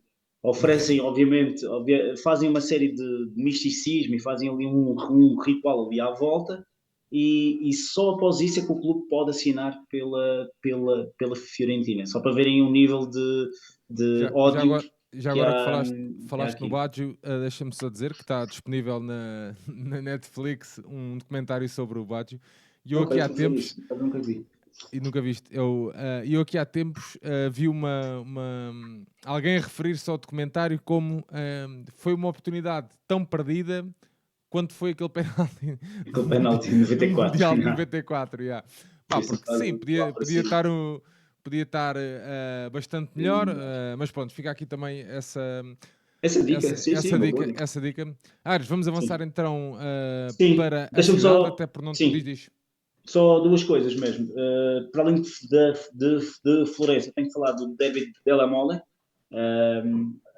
Eu já irei falar da razão deste nome, mas é o derby entre o Torino e a Juventus. Pronto, o Torino que foi fundado por dissidentes da Juventus, e daí também essa rivalidade, lá está, e estão na mesma cidade. Depois também tens o derby de Itália contra o Inter. Já agora o derby de Itália, este termo foi dado pelo Gianni Brera, que era um afamado jornalista desportivo italiano na década de 60. Só a título de curiosidade, os Moratti, que detiveram o Inter durante imensos anos e imensas décadas. O pai do Máximo, que acho que era Angelo, tão furioso com a Juventus e acusando a Juventus de estar a comprar árbitros, em 60-61 apresentou a equipa de júniores no derby contra a Juventus. Eles perderam 9-1. Mas pronto, mas isso foi, pronto, é um facto, e isto chama-se o Derby de Itália porque são duas equipas que tinham na década de 60 um forte apoio fora das cidades, pronto, e é essa a razão. E finalmente, talvez, O derby, falo, já agora o derby que eu fui ver, a Juventus ganhou fora de casa por 3-1, ou três seja, bolas a uma, o do Turino, Della Mole, yeah, o Turino perdeu em casa por 1-3, yeah. com Belotti, até começou a ganhar o jogo, com um gol do Belotti, mas pronto, depois Higuaín fez 2 golos e Pjanic fez o terceiro gol. O Só terceiro. dar essa E nota. já, e já agora, só apenas referir mesmo, há uma forte rivalidade também com Nápoles e Roma, pronto, norte-sul, pronto, aqui, na questão da Roma, que tipo capital contra o centro económico do país, lá está, e também devido a um campeonato em 81, em Nápoles, para além daquela rivalidade Maradona-Platini, em especial quando o Nápoles começa a disputar campeonatos, a questão do Gonçalo Higuaín. Eu, por exemplo, eu estive em Nápoles a ver o Benfica, e na altura, e ele tinha-se transferido há 2 épocas, havia latrinas com a cara dele à venda. Em Nápoles é uma coisa mesmo, mesmo, mesmo enorme. E eu deixei aqui para o último também, mas não por uma ordem de precedência. É o clássico com o Milan, que é na realidade o clássico mais antigo de Itália, porque já em 1900 já era disputado, e hoje em dia disputado entre as duas equipas que tiveram mais sucesso internacional, portanto, em termos de equipas italianas. Muito bem, vamos entrar então na Boa. cidade. Nesta cidade de Turim, já fomos falando também um bocadinho ao longo deste episódio, uma cidade mais ou menos com qualquer coisa com 1.700.000 habitantes, mais ou menos, área metropolitana, sim, com sim. área metropolitana. Acabámos por não falar, mas Turim também já foi a palco dos Jogos Olímpicos de Inverno em 2006. Também já esteve a cidade, ou seja, o estádio, esteve ia dizer no Mundial, se não me engano. Teve o Del Alpi, foi construído para o Mundial. Aliás, ninguém queria jogar naquele estádio. Pois é isso. Eles construíram aqui no norte da cidade, e é uma coisa, o atual estádio da Juventus está construído no sítio do Del Alpi, e em termos de transportes públicos não é uma zona muito bem servida. Isso Não é uma é, dica mas que eu eu ia deixar aqui uma dica já. É por norma, quem tem, se algum de vocês que esteja a ver isto, que vá ao jogo e que tenha bilhete, ou seja, que tenha bilhete para o encontro, a cidade, pronto, vou dizer assim, a cidade disponibiliza autocarros, é só perceberem. Acredito que o Benfica, acho que o Benfica vai informar sobre isso, mas é de forma gratuita, atenção.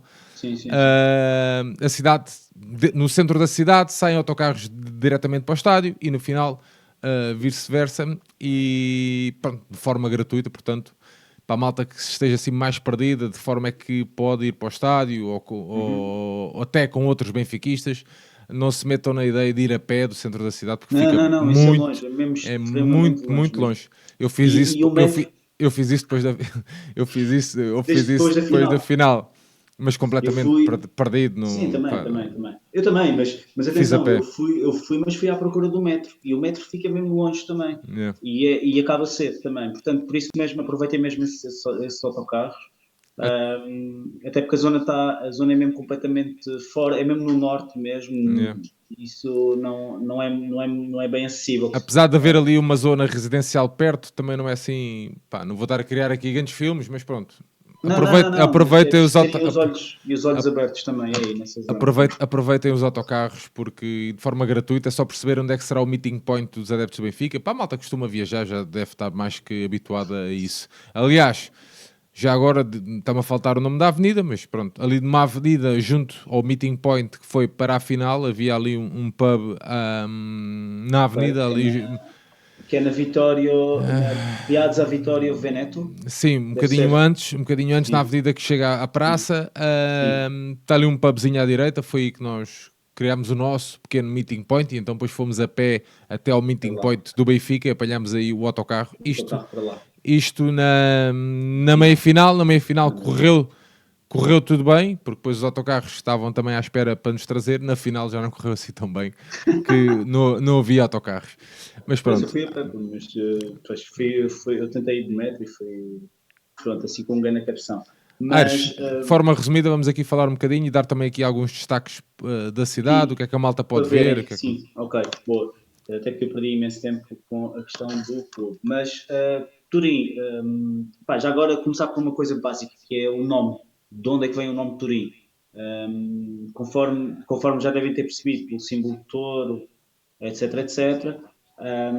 Vem de uma tribo celto-ligure que ocupou a área antes dos romanos, digamos assim, aquela zona ali no Sopé, ali na parte de baixo dos Alpes, não é? Nessa zona, o Piemonte, que se chamava Taurini, que traduzido se traduz por tribo do touro, digamos assim, eram meios nómadas, não é que houvesse assim grande cidade ali, mas foi aí que os romanos, portanto, estabeleceram uma primeira colónia e uma primeira cidade, e depois daí, e avançando muito, os ostrogodos, quando o Império Romano do Ocidente caiu, tiveram lá os lombardos, os francos, até que chegamos ali no século XI, XII, chegamos à Casa de Saboia, que era uma casa originária de França, ali, e começa, portanto, a conquistar aquela zona, e que rapidamente estabelece, portanto, aí o seu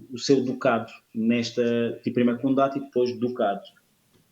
Em 1562, e eu vou começar agora aqui, Turim torna-se uma capital, torna-se capital precisamente do tal ducado de Saboia, e torna-se capital por um duque que se chama o Emanuel Filipe, que tinha o cognome de Testa de Ferro, coisa engraçada, e há uma ligeira ligação a Portugal, porque a mãe dele era a princesa Beatriz, e o tio dele era o cardeal Dom Henrique, que quando morre em 1580, abre-se ali uma crise de sucessão e que foi aproveitada pelo rei espanhol Dom Filipe II, Dom Filipe I de Portugal, para fazer a junção das coroas, mas que a história poderia ter sido ao contrário e poderíamos ter tido o tal Emanuel Filipe como soberano português. Portanto, poderia ter havido aqui uma união entre o Ducado de Saboia e o Reino Português. Portanto, eu queria ser,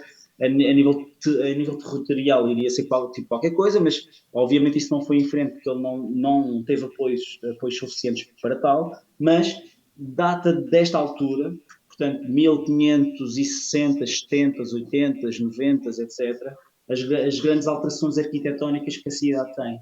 Aliás, a cidade hoje em dia tem, e isto é a minha primeira dica em termos de sítios, é considerada desde 97 património mundial. O centro histórico tem um conjunto de 12 palácios que são considerados, que estão numa espécie de circuito, que são considerados património mundial da Unesco e que são um belo exemplo do que era a arquitetura no século XV, XVI, XVII. Portanto, é muito interessante.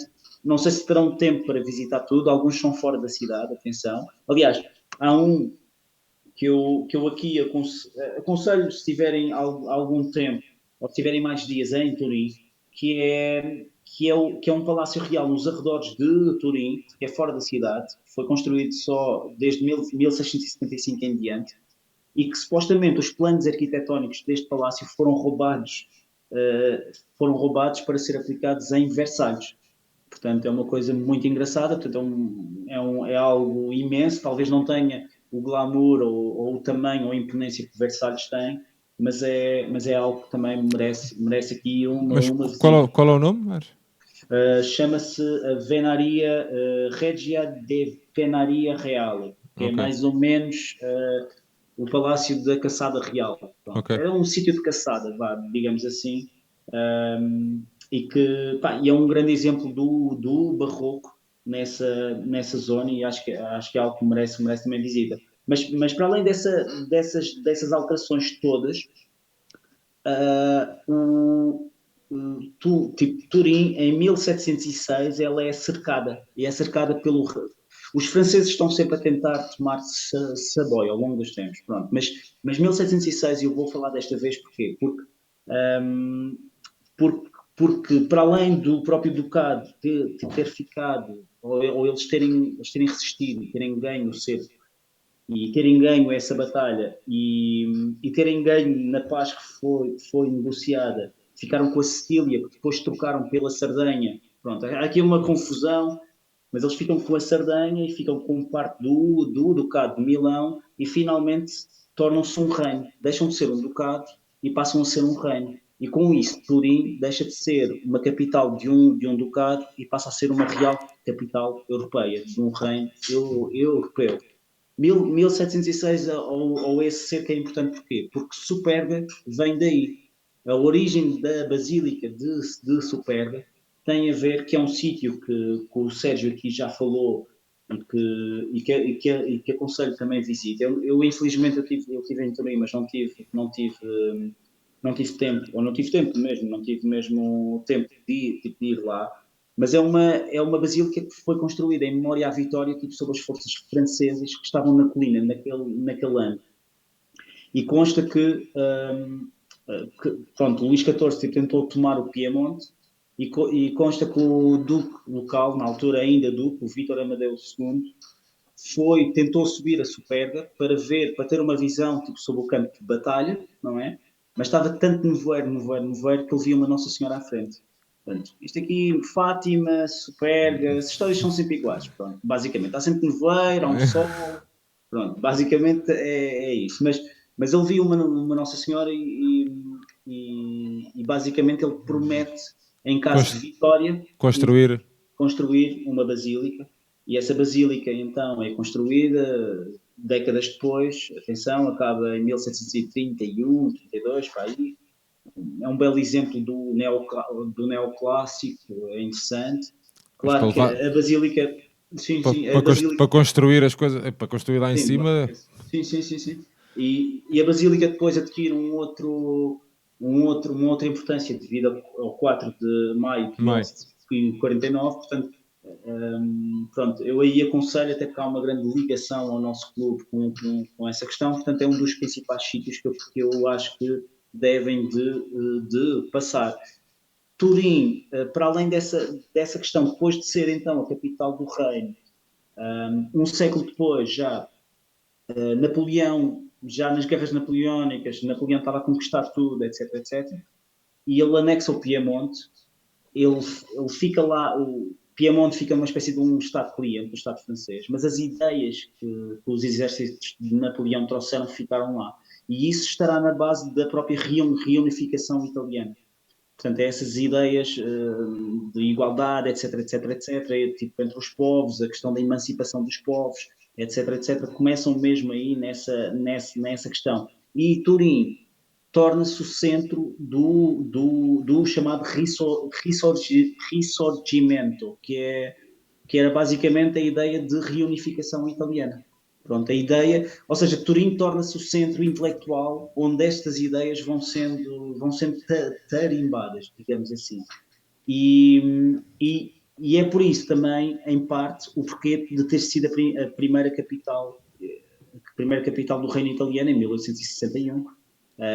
Itália ainda não tinha a forma, apenas tinha só o Piemonte, tinha a Sardenha, tinha a Lombardia, etc, etc. Mas depois, sucessivamente, conquistando terreno, a capital então vai passando primeiro para Florença, conforme aqui já dissemos, depois então Roma, e apesar de ter perdido essa importância política, Turim, e estamos a falar num século em que começa a haver uma industrialização forte, Turim torna-se o centro económico. O centro começa a puxar a Itália, não é? E é aí que começam a aparecer, portanto, a indústria automóvel, não é só a Fiat, a Lancia também é daí, há imensas marcas que já desapareceram ou foram absorvidas na Fiat, que também tinham sede em Turim e tinham sede do final do século XIX, início do século XX. Mas depois também Turim era também a capital italiana, digamos assim, do chocolate também, que é uma coisa muito engraçada. Se calhar por estar perto ali dos Alpes, Suíça, digo eu, não sei. Sim. E até há aqui uma história engraçada, se me permites, que é tipo sobre o chocolate, e tentando aqui passar por cima de outras coisas, que não irei ter tempo de falar tudo, nem esse o objetivo, mas é a própria Nutella, que hoje em dia é tão afamada Nutella, não vem de Turim, mas tem uma base num chocolate de Turim. Ou seja, aquele chocolate com avelãs é na realidade uma criação que ocorreu durante o tal bloqueio que Napoleão fez à Europa e quando anexou o Piemonte. Napoleão fez o bloqueio continental, pronto, para quem não sabe, tentou fechar os portos todos europeus à armada inglesa, não é?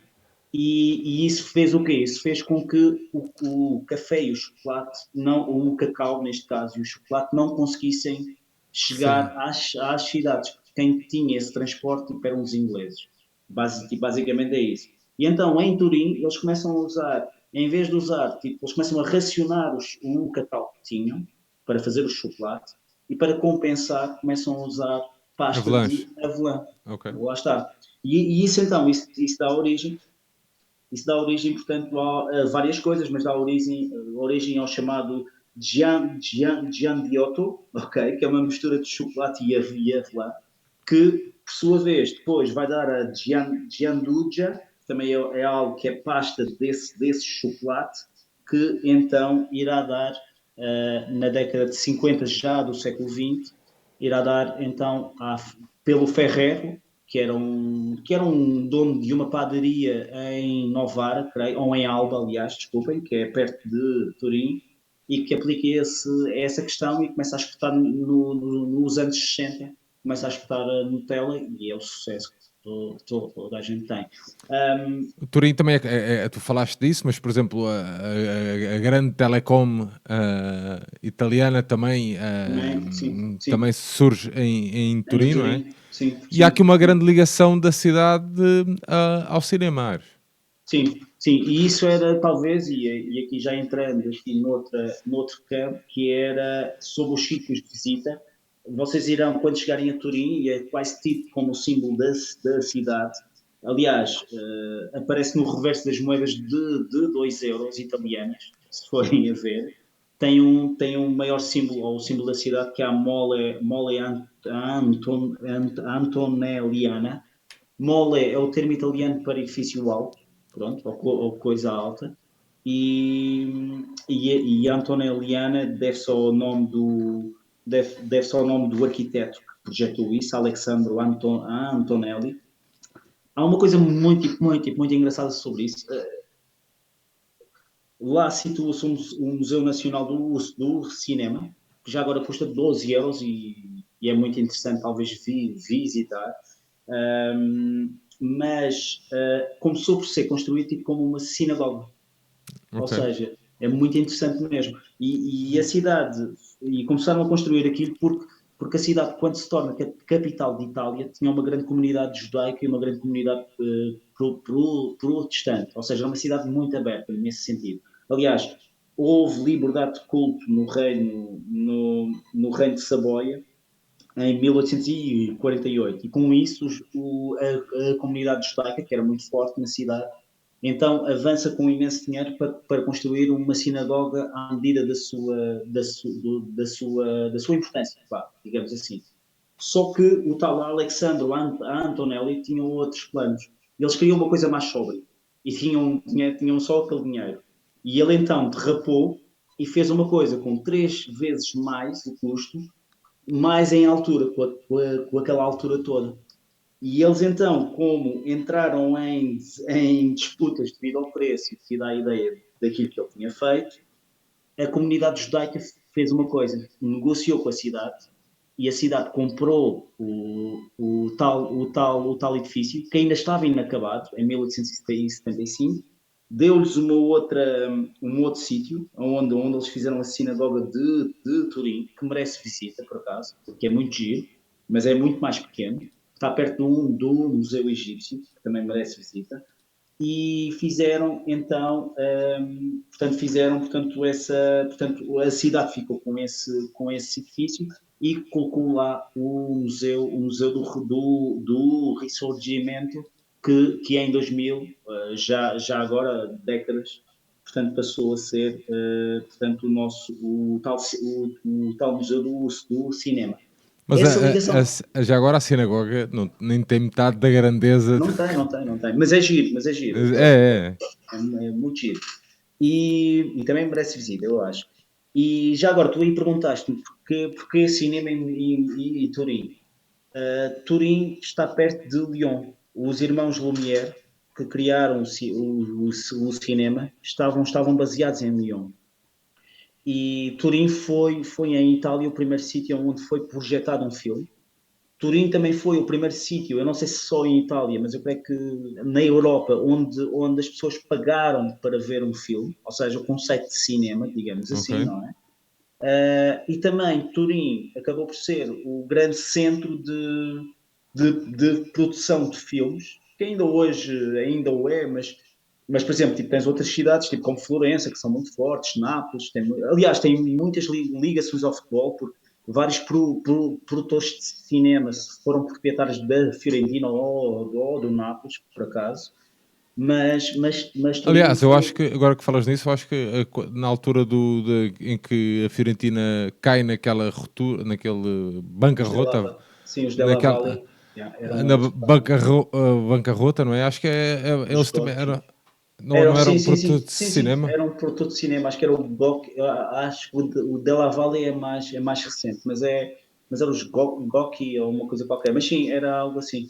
E em Turim, só completando, é onde começa também as primeiras técnicas de som no cinema são desenvolvidas em Turim. Por isso é muito interessante visitar o museu e não só pelo próprio edifício. O Nietzsche, que também esteve em Turim, adorava a Mola Antonelliana e é muito engraçado, até porque o próprio templo ainda está lá, ou seja, o templo em si, e está dividido, e é muito interessante vocês poderem estar dentro tipo, de uma sinagoga até para perceber que é uma sinagoga. E é muito interessante.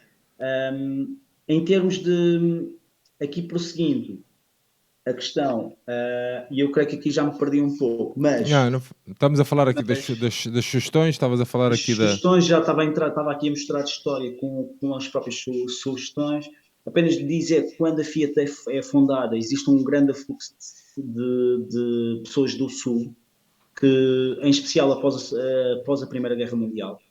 E depois a Fiat, eu aqui já referi, eles entram no esforço de guerra e essa situação estará sempre ligada. Aliás, o estádio Comunale, onde o Torino jogou, onde a Juventus jogava, onde o Torino joga, foi construído na década de 30 e tinha o nome de Estádio Benito Mussolini. Portanto, também convém fazer esse apontamento. Turim, então, conforme aqui já disse, também dobra a população após a Segunda Guerra Mundial e depois, pronto, a partir dos anos 70, com a crise do petróleo, com a própria deslocalização, vai perdendo alguma importância, não é? Mas tem ganho alguma importância hoje em dia em termos de outras questões que se sempre teve, tipo, por exemplo, eu aqui já referi, mas Turim é mesmo a capital do vermute atual. O vermute é um vinho aromatizado com, portanto, com algumas ervas, digamos assim, e normalmente era sempre aromatizado, em especial na Hungria e em França e na Alemanha, e daí o nome, com absinto, e daí o nome vermute, porque vermute em alemão significa absinto, parece-me. Ou pelo menos eu posso estar aqui enganado, e corrijam-me se eu estou aqui enganado, mas em 1786 há um tipo que usa o absinto e que mete algumas ervas locais e cria o primeiro vermute de Turim, que é uma versão mais doce. E de repente isso começa a explodir, porque a Casa de Saboia começa a usar isso. Rapidamente há imensos outros concorrentes que começam a usar isso. E, por exemplo, a Martini e a Cinzano, que são duas marcas muito famosas, são produto de Turim, são produto de pequenos bares que depois se transformaram, portanto, em fábricas e em marcas grandes. E apenas referi também só isto, é que com isto, com a criação do próprio vermute, é criado também esses pequenos bares, e como isto era servido tipo, entre refeições, eles começam a criar aquelas pequenas chandes e aquele conceito de aperitivo, que é uma coisa muito italiana e que também tem origem também em Turim. Portanto, é uma coisa muito, muito, muito engraçada, que é o aperitivo acaba por ser uma bebida antes do jantar ou de coisa, que é sempre servida com um snack, e essa razão vem desta cultura de café que era muito prevalente em Turim no século XVIII, sim, também tipo, a seguir prosseguir para o século XIX até hoje, e isso faz com que haja imensos cafés que merecem visita, porque eu vou aqui referir aqui alguns, Sérgio, se me permites. Um, Talvez o mais afamado é o café Albicerim, onde eles têm a bebida local, que é um café, que é uma bebida de café com chocolate e natas, que se chama Bicerina. Talvez se esperem filas para entrar, mas dá para tomar em pé, e eu creio que é mais rápido. É um café que foi aberto em 1763, portanto, com esta bebida. Portanto, e a bebida tem o nome do próprio café. Imensa gente passou por lá, o Alexandre Dumas, o Picasso, Puccini, Cavour, Hemingway, que escreveu que era uma das 100 coisas que ele iria salvar no mundo. Portanto, há imensa história ali.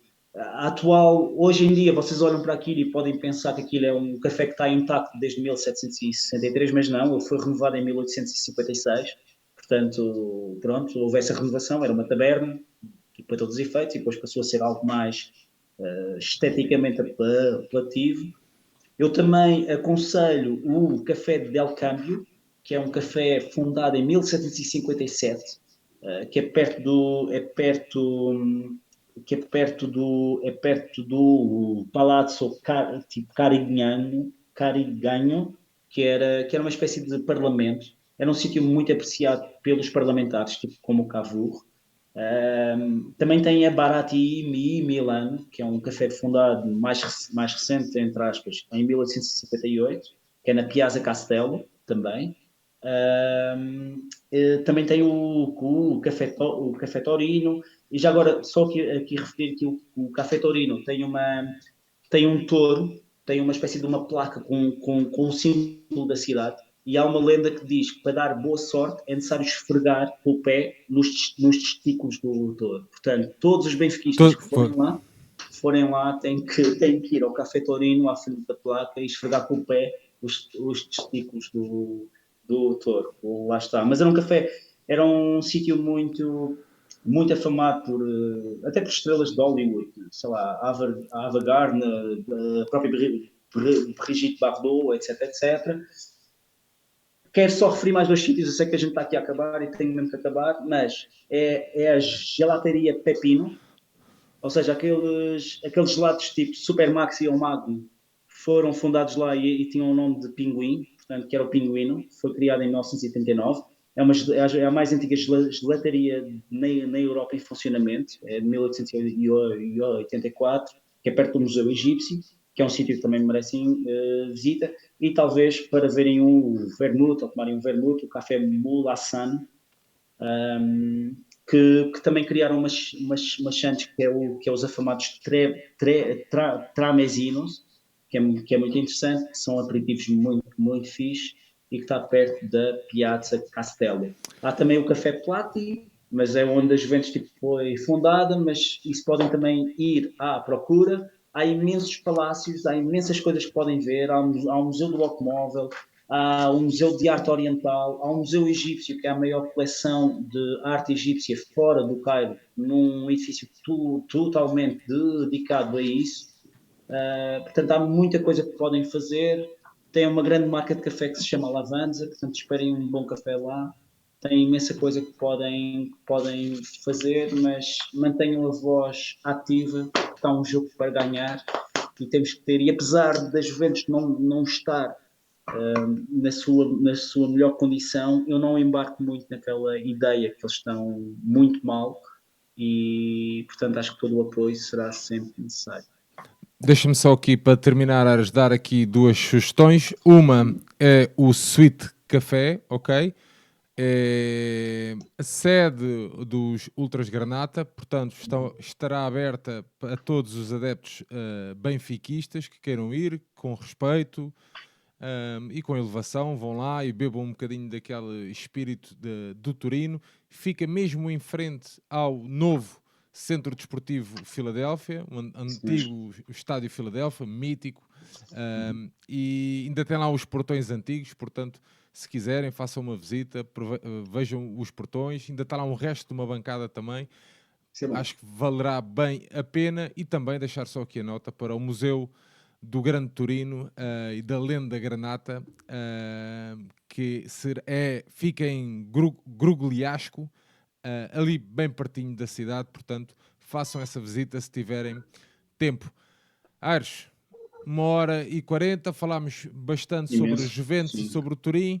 Meu amigo, deixar-te um abraço e que a gente amanhã consiga os 3 pontos, ou pelo menos pontuar, que já seria muito bom. Isso mesmo. E olho aberto, atenção, malta, também, porque, pronto, apesar não é... Pronto, o estádio fica fora da cidade, mas mesmo à noite é tranquilo, as zonas de saída serão a Piazza, Vittorio Veneto, o Quadrilatero, que é mais alternativo, o São Salvário, que é mais cultural, mas tem imensos sítios, na Via Pó tem imensas discotecas, na Via Garibaldi tem imensos bares para cocktails, portanto aproveitem, é uma bela viagem, acho que merece visita, e se puderem, na zona tem o Lago Maggiore, que também, e os lagos, que eu na minha ida à Turim fiz e adorei, e acho que também merece também que eu aqui faça essa referência. Muito bem, Aires. Muito obrigado por mais esta aula de história. O professor Aires Gouveia. Temos que condensar isto mais, não é? Temos que começar a condensar isto mais um bocadinho. Espero que tenham gostado. Deixem também o vosso comentário aqui, se já visitaram a cidade, com alguma recomendação que queiram dar, sim, claro. Queiram dar. Deixem aqui na caixa de comentários, e se gostarem, já sabem, deixar lá o like também e subscrever aqui no nosso canal. Nós voltamos em breve para mais uma viagem em vermelho. Aires, meu amigo, um grande abraço E até Paris. e até Paris. Vá.